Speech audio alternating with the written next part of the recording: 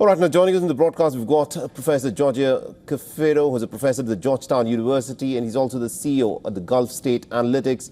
He's joining us live from Washington, D.C. Professor Cafero, thank you very much indeed for joining us here on WION. Now, I want you to weigh in on that statement that was given by Donald Trump, where he said that he just feels that he has to go in and finish the job. What do you think Donald Trump now means that Israel needs to go and finish the job, considering what has happened in this war so far? Yeah, good to be your guest. Thanks for having me on today.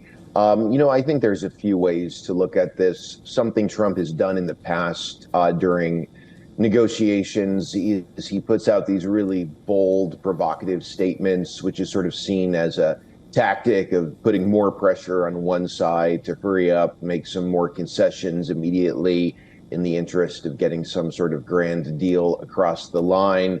Maybe there's something to say about that. At the same time, I think, given the U.S.'s unconditional support for Israel, and when we also consider the sort of maximalist aims that this ultra-far right-wing government has in Israel, I think many people might reasonably think that Israel was going to go ahead and continue doing this war no matter what. The negotiations in Doha were possibly more of a distraction rather than anything else. And therefore, Trump making a statement like this doesn't really matter. Right. Israel was going to go ahead and continue with this war no matter what. And this kind of rhetoric from Trump is sort of more of a sideshow rather than anything that will have a tangible impact on the situation on the ground in Gaza. I also want you to weigh in on the fact that the French President Emmanuel Macron has said that France will now officially recognize the state of Palestine as an independent sovereign state. But the American President Donald Trump says that it carries no weight. Now, the question, of course, is this. Now, the United States of America, as a matter of policy, has spoken of a two-state solution for the Israelis and the Palestinians, but the United States has always been shy of recognizing an independent state of Palestine. If the United States does not recognize an independent state of Palestine, does it even make sense to talk of a two-state solution? Well, this is one of the huge contradictions in U.S. foreign policy. On paper, the United States has for decades been supportive of a two-state solution. But when we look at the actual policies of the United States, it's very clear that Washington does not favor a two-state solution. The U.S. has never put pressure on Israel to end the occupation or dismantle apartheid institutions. So the position that the U.S. has on paper does not really mean anything.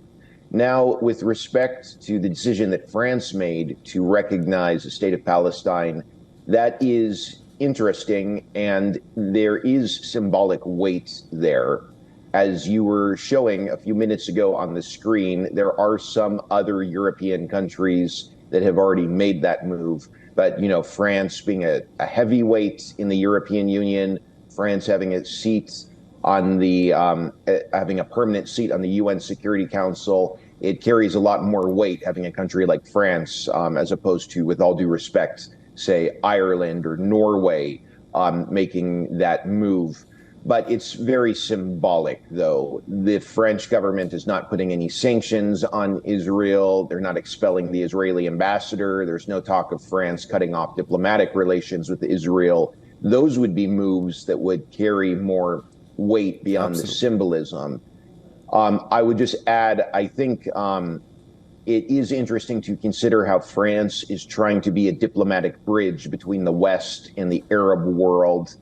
And at a time in which the U.S., Germany, and some other Western states are giving full-scale unconditional support to Israel during this genocide, I think France making this move at this time needs to be understood within that context of Paris playing this bridging role between the West and the Arab Islamic world. That's an important point that you've made. Thank you very much indeed, Professor Cafero, for joining us with that perspective there. Good to be with you.